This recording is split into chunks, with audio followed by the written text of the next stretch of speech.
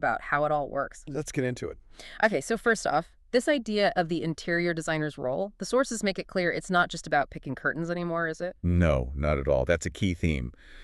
The sources really hammer home this evolution. It's moved way past just aesthetics. How? Well, they're saying designers are now, or should be, critical for optimizing how a space actually functions, thinking about sustainability too, and even the well-being aspect within a space. Right, so less decorator, more strategic partner, helping make the space actually work for how you live. Exactly.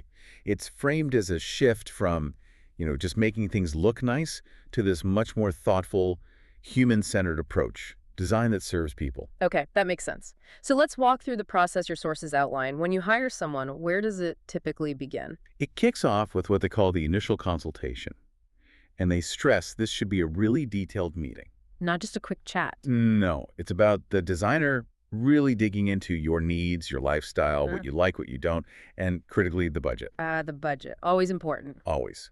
And this is also where expectations get set. Scope of work, initial timelines, getting everyone on the same page. Okay, groundwork laid. What's next? Then comes planning and design. This is the creative but also technical part. Space planning, figuring out layouts, flow. Making sure you can actually walk around the furniture. Yeah, exactly. And selecting materials. The sources make a point here about considering sustainable and high-quality options early on, then creating the actual designs. And they mentioned using things like 3D models. Yes, 3D models, virtual walkthroughs, tools to help you really visualize it before anything's built or bought, which must be incredibly helpful. I can imagine. Seeing it makes it real. Okay, design's approved. Now you need this stuff, right? Right. That leads to procurement. This is the designer sourcing everything: furniture, fixtures, fabrics, finishes, all the physical components. That sounds like a huge task in itself. It is. Their role is finding things that fit the design and the budget, checking quality, managing deliveries. Your sources also mention they might use industry connections to get better deals or find unique pieces. Access you wouldn't normally have. Okay, everything's ordered, starting to arrive. Then what? Then it's execution. This is the installation, the construction, putting it all together. The designer shifts into more of a project manager role here. Overseeing the work? Exactly.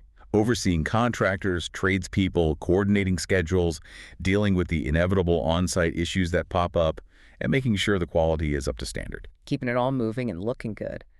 And finally, the last stage is post-project.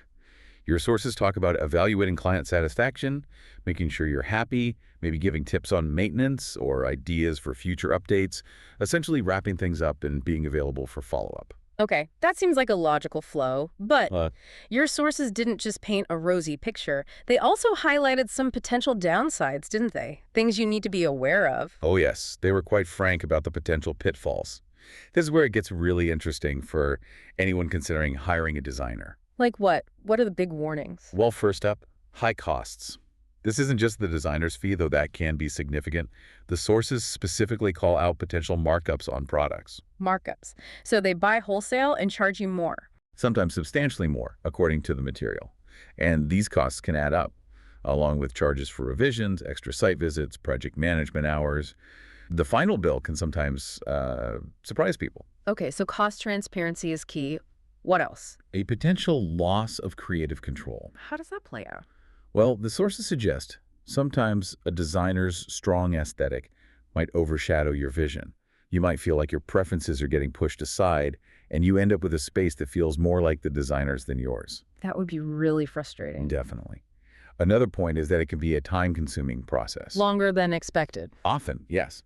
Material delays happen, contractors get booked up, design changes can add weeks or months. Your sources warn against expecting a super quick transformation. These things can take time. Patience is a virtue, then. It seems so. Yeah. And then there's the issue of aesthetic focus over functionality. Looks great, but doesn't work. Exactly. Sometimes the drive for a visually stunning result can mean practical needs like enough storage or sensible traffic flow get overlooked. Beautiful, but maybe not livable. Form over function. I see. And one more thing your sources brought up, which is quite serious: environmental and ethical concerns. What do they mean by that? They pointed out that some high-end designs might use materials that aren't sustainable. And if the designer isn't transparent about where things come from, You could unknowingly be supporting environmentally harmful practices or even suppliers with poor labor standards. Wow, okay. That adds another layer of complexity. It does. And it ties into another major issue the sources flagged: Yes. lack of transparency. This came up specifically as a common challenge. So, building on those potential issues like cost and sourcing. Yes. They suggest it often arises because these projects are complex. Lots of moving parts, multiple people involved, suppliers, contractors. Communication can break down. And information gets lost. Or hidden. Sometimes unintentionally, maybe. But the sources imply it's not always accidental. Critical info about delays or problems might be withheld. Why would they do that? Well, reasons could vary. Maybe trying to avoid conflict, or perhaps to maintain a polished image. The sources also mention some designers might just minimize client involvement, relying solely on their expertise rather than true collaboration. Like, trust me, I'm the expert. Sort of. And related to that is concealing inefficiencies, not being upfront about mistakes or delays. So what does this lack of transparency actually mean for you, the client? What are the consequences? The sources spell it out pretty clearly. Project delays, because problems aren't tackled openly. Budget overruns, because hidden issues often cost more to fix later. A breakdown of trust, obviously. And potentially even legal issues if things aren't clear. Okay, that sounds like a minefield if things go wrong. But there's a flip side, right? Your sources also talked about the benefits when you get involved. Absolutely. They really champion client involvement as a way to navigate these potential issues. How does that help, say, in the early stages? In the design phase, your sources say being actively involved, especially when selecting materials, ensures the design reflects your style and practical needs. Huh. Like, if you need super durable flooring because you have kids or pets, you can make sure that's prioritized. Makes sense. You live there after all. It builds buy-in. Exactly. Fosters a sense of ownership and leads to greater satisfaction.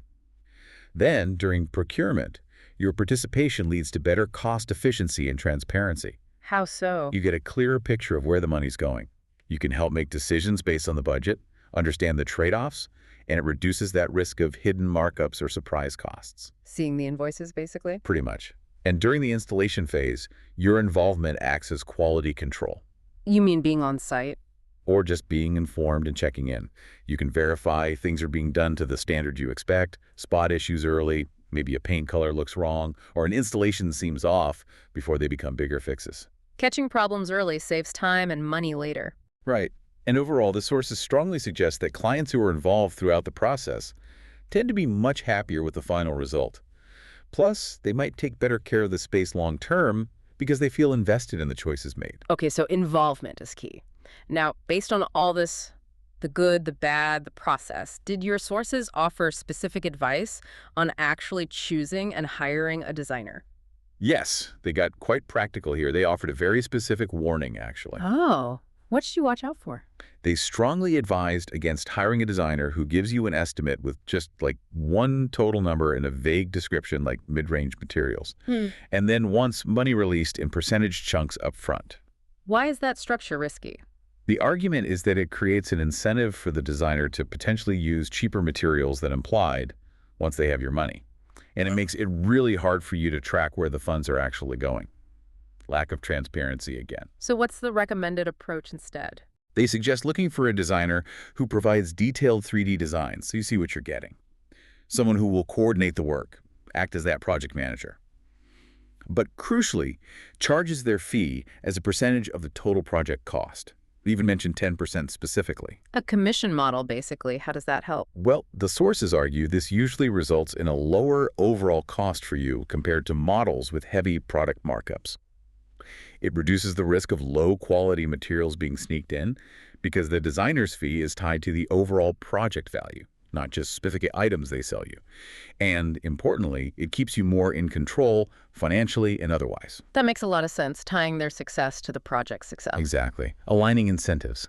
So, wrapping this all up, understanding how the designer's role is changing, knowing the steps involved, being aware of those potential pitfalls like costs and lack of transparency, and realizing how much your involvement matters.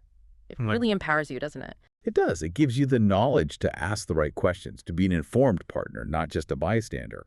It helps ensure the project aligns with your budget, your life, your values. We've definitely seen that interior design is becoming about much more than just making a room look good. Yeah. Functions, sustainability, well-being. these are becoming central. Right. The sources show designers can bring huge value, but that transparency and your active, informed participation are just non-negotiable for getting a result that truly works for you and avoids those problems we discussed. So thinking ahead, with designers using tools like 3D modeling and this growing focus on sustainability, ethics, durability, it really makes you wonder, doesn't it? How does this evolving landscape change how clients and designers should work together in the future? That's the big question, isn't it? How can you, as a client, make sure you stay a truly active, informed partner, especially when it comes to those deeper values like ensuring materials are ethically sourced or built to last? How do you ensure the collaboration creates a space that's not just beautiful, but genuinely reflects what matters most to you?